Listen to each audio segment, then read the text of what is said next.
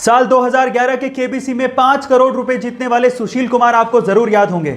आज वो अपनी लाइफ में स्ट्रगल कर रहे हैं और गाय का दूध बेचकर अपना गुजारा कर रहे हैं। पर सवाल ये उठता है कि 5 करोड़ रुपए जीतने वाले सुशील कुमार की आखिर ये हालत हुई कैसे? चलिए मैं आपको बताता हूं। उसका सबसे पहला रीजन है कि उन्होंने 5 करोड़ रुपए जीतने के बाद कुछ ऐसे बिजनेसेस में इन्वेस्ट किया जिनकी उन्हें समझ थी ही नहीं और उन्होंने अपना सारा पैसा गवा दिया। दूसरा, वो हर महीने 50,000 रुपए के करीब डोनेट करते थे, लेकिन बहुत से लोगों ने उनकी इस चीज का फायदा उठाया और उनके साथ पैसों की चीटिंग करी। और तीसरा, उनके नए नए पैसों की वजह से बने दोस्तों ने उन्हें बुरी आदतों में ढकेल दिया और इस वजह से उनकी यह हालत हुई। इसलिए कहते हैं कि पैसा कमाने से ज्यादा पैसा संभालने में दिमाग लगता है। ऊपर वाले ने बहुत से लोगों को सही सलामत 2 हाथ बख्शे हैं, लेकिन फिर भी कई लोग उन्हीं दोनों हाथों को फैलाने पर मजबूर हैं।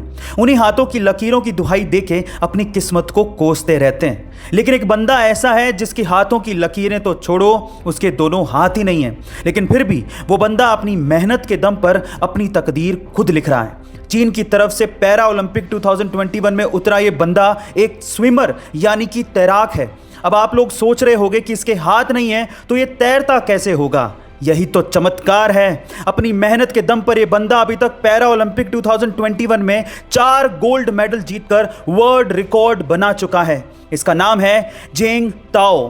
कमाल का जज्बा है इस बंदे का। कुछ करने की हिम्मत अगर आपको चाहिए तो इस बंदे को तैरता हुआ एक बार जरूर देखना। और ऐसे अमेजिंग वीडियोस के लिए शेयर, सब्सक्राइब एंड लाइक। मिलता है अगली वीडियो में। बड़े काम की शुरुआत हमेशा छोटे से होती है। कैसे? एक और एग्जांपल सुनिए। आपने सबवे रेस्टोरेंट्स का नाम तो जरूर सुना होगा, लेकिन क्या आपको पता है कि उसके ओनर फ्रेड डेलुका इस बिजनेस को करना ही नहीं चाहते थे, बल्कि वो तो एक डॉक्टर बनना चाहते थे, लेकिन पैसों की तंगी के कारण वो ऐसा नहीं कर पाए। उनकी इसी हालत को देखकर उनके करीबी दोस्त पीटर ने उन्हें $1000 दिए और एक दुकान खोलने की सलाह दी। उस दुकान में उन्होंने सैंडविच बेचना शुरू किया। फिर एक दुकान से धीरे धीरे उन्होंने एक रेस्टोरेंट खोला। फिर एक रेस्टोरेंट से हजारों रेस्टोरेंट खड़े कर दिए और आज पूरी दुनिया में 40,000 से ज्यादा सबवे के रेस्टोरेंट्स हैं और अकेले भारत में 500 से ज्यादा रेस्टोरेंट्स हैं।